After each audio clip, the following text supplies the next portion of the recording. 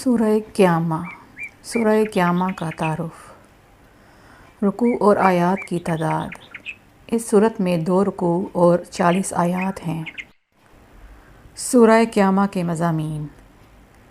اس سورت کی ابتدا میں قیامت کے دن اور نفس لوامہ کی قسم ذکر کر کے مرنے کے بعد دوبارہ زندہ کیے جانے کا انکار کرنے والوں کا رد کیا گیا اور اللہ تعالیٰ کی قدرت بیان کی گئی۔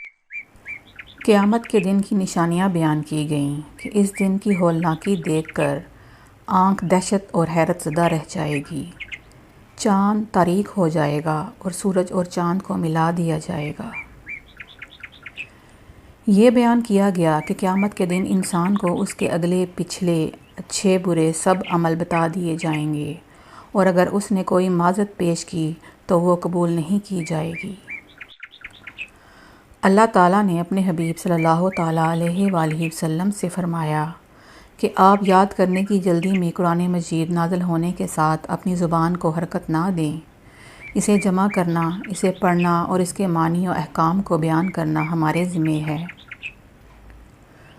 دنیا سے محبت رکھنے اور اسے آخرت پر ترجیح دینے کی مذمت بیان کی گئی اور یہ بتایا گیا کہ قیامت کے دن لوگ 2 طرح کے ہوں گے۔ بعض کے چہرے اس دن تر و تازہ ہوں گے اور وہ اپنے رب کے نظارے کر رہے ہوں گے، جبکہ بعض کے چہرے اس دن بگڑے ہوئے ہوں گے اور قیامت کے احوال دیکھ کر انہیں یقین ہو جائے گا کہ اب ان کے ساتھ پیٹھ توڑ دینے والا سلوک کیا جائے گا۔ نزا کی سختیاں اور ہولناکیاں بیان کی گئیں اور یہ بتایا گیا کہ قیامت کے دن بندوں کو رب عز و جل کی طرف ہی چلنا ہوگا اور وہی ان کے درمیان فیصلہ فرمائے گا۔